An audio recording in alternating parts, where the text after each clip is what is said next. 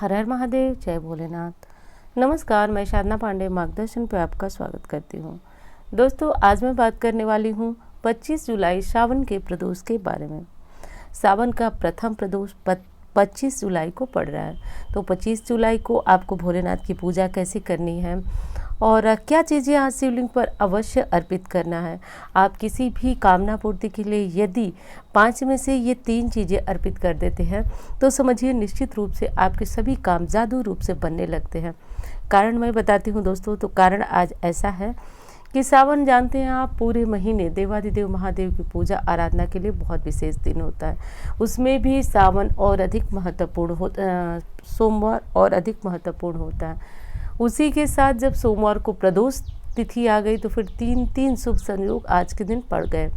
तो अब आज से बड़ा दिन आपको पूरे सावन में कहीं और नहीं मिलने वाला है। तो आज का दिन विशेष, बहुत विशेष है। इस दिन क्या करना है, कैसे पूजा करना है, किस समय करना है, तो पूरी जानकारी जो है आपको इस वीडियो में मिलेगी। दोस्तों, एक चीज़ आपको बता दूं कि यदि जीवन में आप किसी भी कष्ट से जूझ रहे हैं, किसी भी परेशानी से जूझ रहे हैं, या फिर ऐसे ही आप देवाधिदेव महादेव की पूजा करना चाहते हैं, तो आज के दिन आप घर पे भी पूजन कर रहे हैं तो एक बार कोशिश कीजिए कि आज किसी भी शिव मंदिर में जाकर शिव जी का दर्शन जरूर करें। ऐसा करने से दोस्तों शास्त्रों में लिखा गया है कि जब ये शुभ योग हो तो इस दिन दर्शन मात्र से संपूर्ण पापों से व्यक्ति मुक्त हो जाता है। तो आज किसी भी शिव मंदिर में सुबह शाम ज़रूर जाइएगा। कुछ लोगों की शिकायत होती है कि वो मंदिर में जाते हैं तो शाम को उन्हें पूजन नहीं करने दिया जाता है। तो मात्र आप दर्शन करके चले आइएगा या फिर सुबह जाकर आप पूजा पाठ कर लीजिएगा। आज वैसे बहुत महत्वपूर्ण दिन है, लेकिन जाइएगा अवश्य। अब बात करती हूँ दोस्तों कि सावन का जो ये प्रदोष है वो महत्वपूर्ण तो है ही, साथ साथ एक चीज़ और ध्यान रखना, आज हम सबका व्रत है।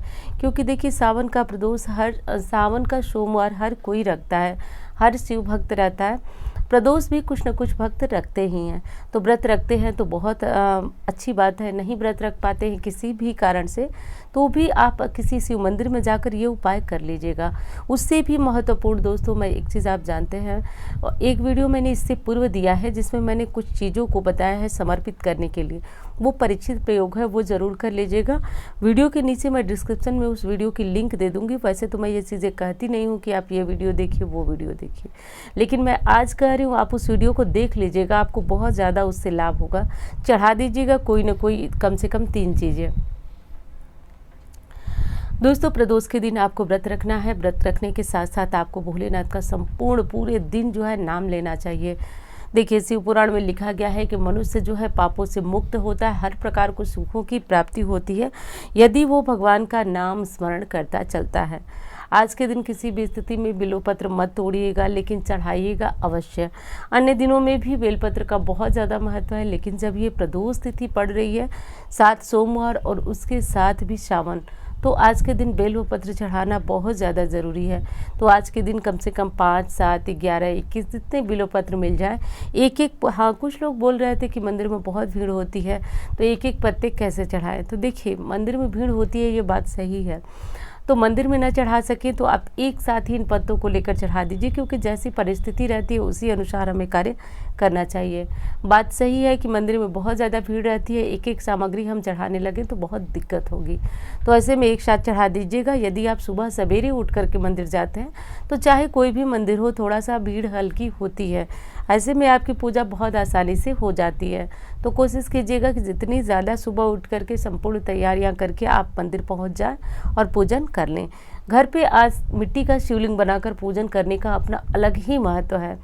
तो चाहे जैसे भी पूजन करें, बात मैं कर रही थी कि सुबह सवेरे जगिएगा, जगने के बाद अपनी पूजा की तैयारी कीजिएगा।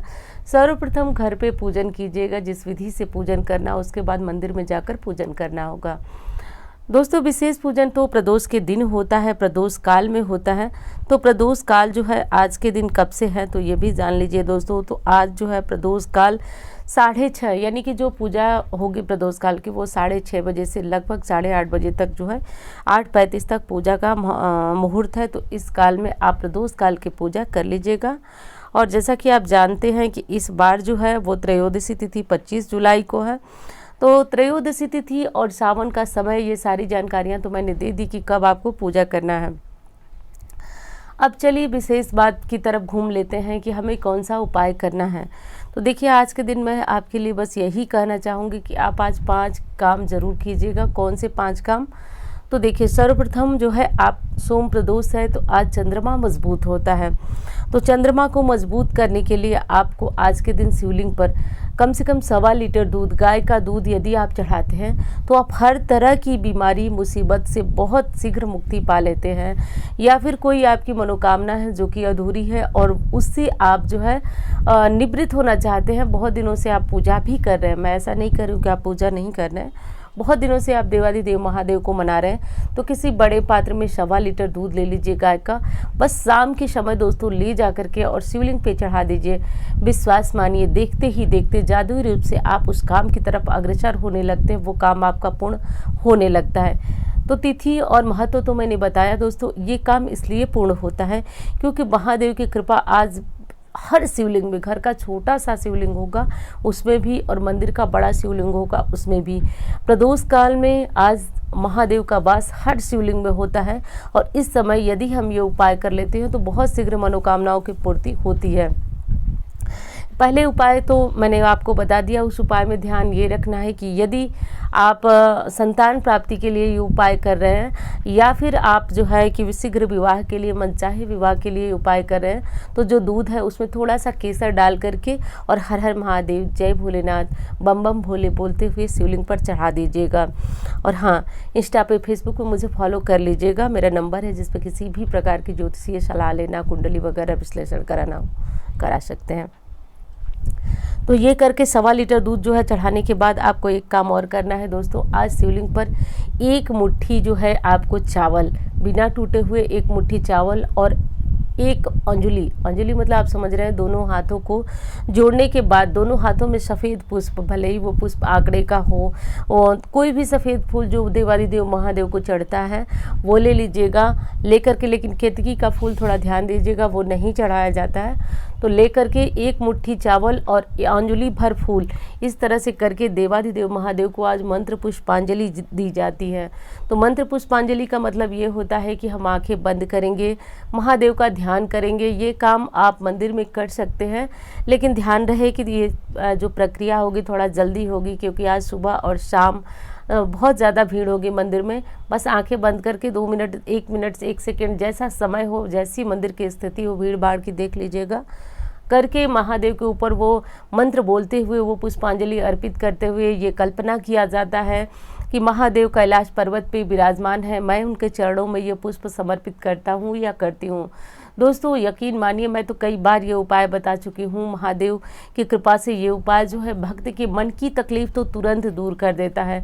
मंदिर से निकलने के बाद आपको एक जादुई रूप से परिवर्तन देखने को मिलेगा, बताइएगा ज़रूर। एकदम से मन हमारा हल्का हो जाता है, मन में एक दृढ़ विश्वास आ जाता है। और एक चीज़ मैं बता दूँ, जिन भक्तों को मंदिर से निकलते वक्त दृढ़ विश्वास होता है कि जो भी हमने उपाय किया, जो भी हमने काम किया, वो महादेव हमारा शीघ्र पूर्ण करेंगे। उनका कोई भी दुनिया की समस्या आ जाए, कोई भी शक्ति आ जाए, उनका काम पूर्ण होने से कोई रोक नहीं पाता है। सदैव उसका काम महादेव पूर्ण कर देते हैं। तो कर लीजिएगा 2 उपाय। तीसरा मैंने बताया कि एक मुट्ठी चावल लेकर के और अब आंखें बंद करके महादेव का ध्यान करते हुए ये चावल शिवलिंग पर चढ़ाने से अखंड लक्ष्मी की कृपा होती है, कर्ज से मुक्ति होती है। और यदि मन में कोई बात है, जैसे कि संतान आपका कहना नहीं मान रही है, संतान से जुड़ी हुई कोई समस्या चल रही है, तो चावल के स्थान पे आप एक मुट्ठी चीनी महादेव को समर्पित करेंगे। ये सारी चीज़ें चंद्रमा को मजबूत करने वाली हैं। चंद्रमा मन के कारक माना जाता है। किसी किसी की कुंडली में दोस्तों चंद्रमा मारक स्थिति में होती है। चंद्रमा ऐसी स्थिति में होते हैं कि व्यक्ति को मृत्यु तुल्य पीड़ा दे रहे होते हैं, तो इससे भी आपको बहुत अधिक हद तक मुक्ति मिल जाएगी। अब चौथे और उपाय की बात करें कि चौथे उपाय में आपको क्या करना है। तो देखिए, चौथे उपाय में आपको एक काम करना है। क्या करना है कि चौथे उपाय में आप महादेव का नाम लेते हुए बेलपत्र पर एक सिक्का और थोड़ा सा अक्षत रख करके 11 बार समर्पित कीजिए। ये उपाय बहुत महत्वपूर्ण है, आप भी सुन चुके होंगे, लेकिन मैं बता रही हूँ कि एक एक बेलपत्र आपको चढ़ाना है। समय देख लीजिए, नहीं है समय तो आप एक ही बेलपत्र समर्पित कीजिए, थोड़ा सा अक्षत और से एक सिक्का रख करके महादेव को समर्पित कर दीजिए। इसमें बहुत ज़्यादा परिवर्तन आता है जीवन में। यदि आपने एकादशी पर यह उपाय किया है, फिर भी आप आज के दिन कर लीजिएगा। इस उपाय से बहुत शीघ्र लोगों को सफलता मिली है, तो निश्चित रूप से मैं उम्मीद करती हूँ कि आपको भी सफलता मिलेगी। अब अंतिम उपाय की बात करती हूँ दोस्तों। तो आज के दिन एक काम कीजिएगा, बहुत प्रेम से कोई भी सफ़ेद पुष्प घर पे लाइएगा। सफ़ेद पुष्प ला करके, विशेष ये पुष्प यदि आप आंकड़े का लाते हैं, ला करके आप जो है इसे चुन करके खुद से माला बनाइएगा। माला बनाकर किसी भी शिवलिंग में ले जाकर आंकड़े का ध्यान रखिएगा, आंकड़े का पुष्प। अब मैं महत्व बताती हूँ आंकड़े का।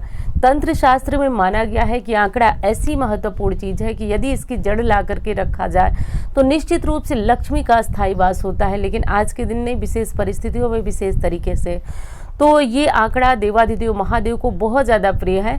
एक चीज़ और जानते होंगे कि आंकड़ा यदि पुराना वृक्ष हो जाता है, पुराना पौधा हो जाता है, तो इसके जड़ में आप रूप गणेश जी बन जाते हैं, प्रकट हो जाते हैं। तो आंकड़े का पुष्प यदि समर्पित करते हैं और प्रदोष काल में, तो मन चाही इच्छा की पूर्ति होती है। तो आज के दिन ये उपाय कर लीजिएगा दोस्तों। और एक चीज़ और बताऊंगी फिर से कि व्रत रखते हैं तो उत्तम है, नहीं रखते हैं तो आप जो है परेशान ना हो, टेंशन ना ले, आप बिल्कुल भी आप जो है इस उपाय को कर लीजिएगा। एक बार फिर याद दिलाना चाहूँगी कि जीवन में किसी संघर्ष समस्या से जूझ रहे हैं तो वो सामग्री चढ़ा दीजिएगा, क्योंकि बहुत लोग पिछले साल भी इससे लाभान्वित हुए हैं, तो वो कर लीजिएगा। और हाँ, एक चीज़ मैं फिर कहना चाहूँगी, वीडियो अच्छी लगती है तो लाइक किया करें, क्योंकि देखिए जब आप कोई काम करते हैं तो बदले में यदि आपको उत्साहवर्धन होता रहता है, आपको मोटिवेशन मिलता रहता है, तो आप बहुत अच्छा कर लेते हैं। तो वैसे भी हर इंसान की स्थिति है, तो वही मैं भी उम्मीद करती हूँ कि आप जो है लाइक वगैरह करेंगे तो मुझे उससे बहुत अधिक प्रेरणा मिलती है। और हाँ, सब्सक्राइब कर लीजिएगा चैनल को। सब्सक्राइब करने से आपको इस तरह की जानकारियाँ, वीडियो जो है मैं यदि लेट भी देती हूँ तो आपको तुरंत समय पे मिल जाए। तो चलिए उस वीडियो को देख लीजिएगा। मार्गदर्शन परिवार में मैं चाहती हूँ कि ज़्यादा से ज़्यादा लोग लाभान्वित हो, और निश्चित लगातार कमेंट आपके आ भी रहे हैं, लोग निश्चित लाभान्वित हो रहे हैं। तो चलिए मिलते हैं इस तरह की वीडियो के साथ। धन्यवाद।